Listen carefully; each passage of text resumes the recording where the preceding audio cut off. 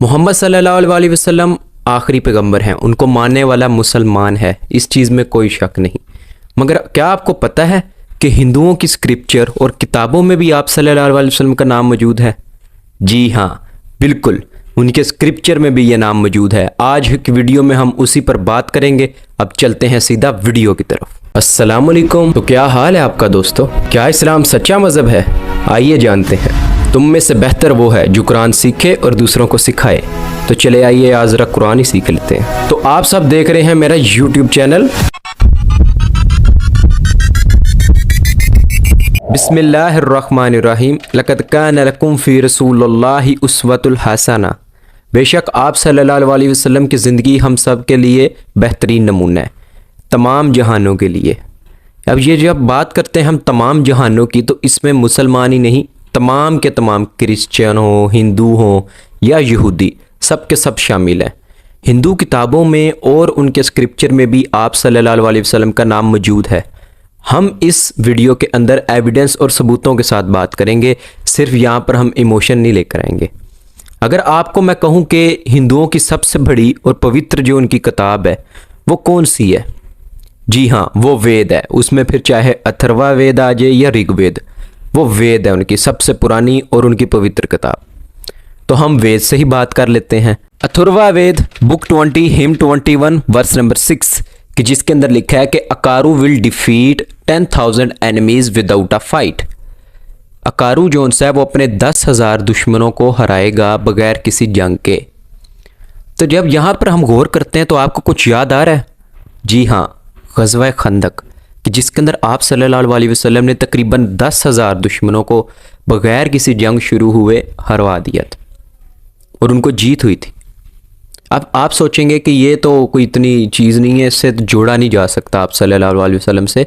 तो जब आप लफ्ज़ देख रहे हैं अकारू कि जिसका मतलब है वन हु प्रेजेस, जिसका अगर अरबी हम नाम देखें तो वो अहमद है, जो कि आप सल्लल्लाहु अलैहि वसल्लम का नाम है। महज एक इत्तेफाक।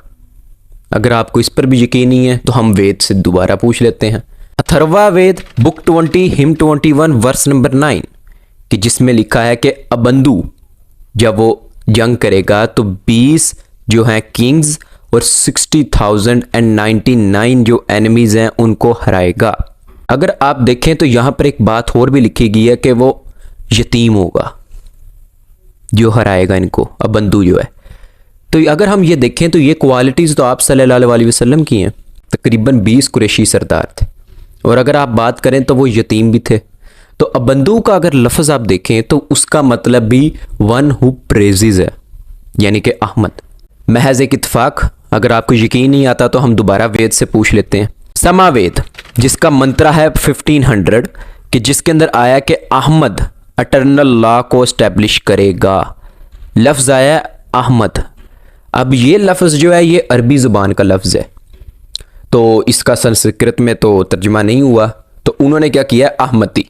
नारा शंसा जब आप देखते हैं एक लफ्ज़ है जो बार बार जो हिंदू स्क्रिप्चर और किताबों में है, उसमें लफ्ज़ आया नारा शंसा।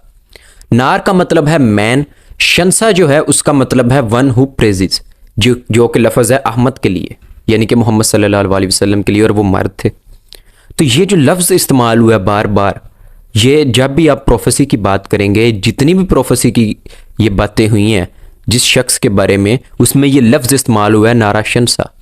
क्या ये भी अब इत्तेफाक है? अब हम बात कर लेते हैं सबसे बड़ी निशानी की, कल की अवतार। तो चलिए उसकी तरफ चल जाते हैं।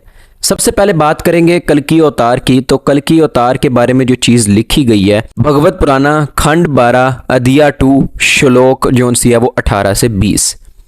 जब आप यहाँ पर देखते हैं जो निशानी लिखी गई है वो है कल की avatar will born in the house of Vishnuyasha, noble Brahmin होगा, in the village of Sambhala, in the house of chief of Sambhala will be called as कल्की। इसमें 3-4 बातें लिखी हुई हैं।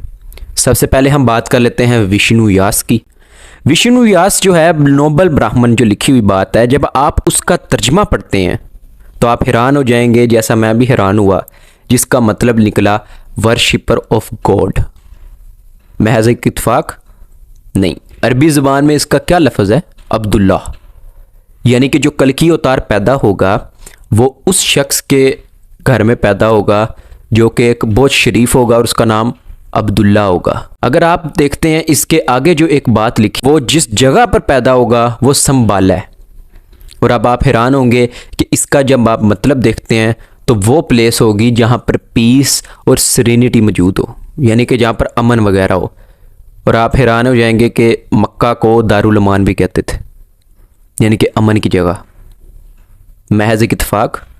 जी नहीं। अगर आपको लगता है कि बात यहीं पर ख़त्म होती है तो नहीं, अभी बात शुरू हुई है जो अब करेंगे। 8 जो हैं खूबियाँ दी गई हैं जो उस शख्स में मौजूद होंगी जो कल की अवतार होगा। क्या खूबियाँ हो सकती हैं वो देख लेते हैं। सबसे पहले देखें तो विजडम, आप सल्लल्लाहु अलैहि वसल्लम में विजडम था, बहुत ज़्यादा अक्लमंद भी थे और बहुत ज़्यादा उनमें हौसला भी था। उसके बाद अगर आप देखें तो सेल्फ कंट्रोल भी था कि अपने गुरु जो उनसे नफ्स को कंट्रोल कर सकते थे वो। उसके आगे आप देखें तो रिवील नॉलेज भी था। उसके अलावा विजडम के साथ साथ ग्रेटफुलनेस, रिस्पेक्टेबल लाइनेज, मैयड स्पीच भी थी और अटमोस्ट चैरिटी भी थी। और इसके साथ साथ और भी बहुत सी उनके साथ करैक्टर्स मौजूद आए हैं कि भी जो जो उस कल की अवतार के साथ होंगे। 8 का जो जिक्र है वो मैंने आपके सामने कर दिया। ये सारे की सारी जो खूबियाँ आई हैं ये आप सल्लल्लाहु अलैहि वसल्लम में मौजूद थी। कि महज एक इत्तेफाक? जी नहीं। इसके आगे अब बात कर लेते हैं जो कि लिखी गई है कि ही विल बी अंतिम ऋषि अवतार, जो कल की पुराना चैप्टर 2 मंत्रा 4 में मौजूद है। अब आप हैरान होंगे कि ये जो लफ्ज़ है अंतिम ऋषि, ये क्या है? इसका मतलब है कि वो आखिरी कड़ी है, ठीक है, यानी कि फादर ऑफ नो वन, वो किसी का बाप नहीं है। अब आप हैरान होंगे कि ये तो कुरान की आयत है कि बिस्मिल्लाहिर्रहमानिर्रहीम मा काना मुहम्मदिन अबा अहदिम मिन रिजालिकुम वलाकिन रसूलुल्लाहि व खातमन नबिय्यीन, कि नबियों का खात्मा मोहर लग चुकी है और किसी मर्दों में से किसी के बाप नहीं है। क्या ये निशानी आप सल्लल्लाहु अलैहि वसल्लम की है? जी हाँ, ये एक निशानी है। अब इसके आगे अब दूसरी निशानी की बात की जाए तो वो है कि 4 companions will help him to spread his religion, जो कि फिर कल की पुराना चैप्टर 2 मंत्रा 5 में मौजूद है। यहाँ पर लिखा गया कि 4 उसके दोस्त होंगे जो उसके दीन को फैलाने में उसकी मदद करेंगे। महज एक इत्तेफाक? अगर आप बात करें कि ये 4 दोस्त कौन से हैं तो आप सल्लल्लाहु अलैहि वसल्लम के 4 दोस्त अबू बकर, उमर, उस्मान, अली। तो कल की पुराना चैप्टर 2 मंत्रा 7 में आया कि he will be help by angels in the battlefield, कि उसकी फरिश्तों के थ्रू मदद की जाएगी। तो हमें पता है ग़ज़वा बदर में कुरान की आयत भी है कि हमने फरिश्तों के थ्रू मोहम्मद सल्लल्लाहु अलैहि वसल्लम की मदद की। इसके आगे अगर हम बात करें तो कल की पुराना चैप्टर 2 मंत्रा 11 में लिखा है कि he will be born in the womb of Sumati. यहाँ पर लिखा हुआ है कि भी वो सम्मति के यहाँ पैदा होंगे, उनके पेट में होंगे। अब ये सम्मति क्या है? इसका मतलब है पीस, अमन। और अगर आप इस जो बाकायदा लफ्ज़ सम्मति इसका अरबी में तर्जुमा करें तो आमीना, यानी कि उनकी वालदा आमीना थी जिनके वो पेट में थे। ठीक है, महज इत्तेफाक।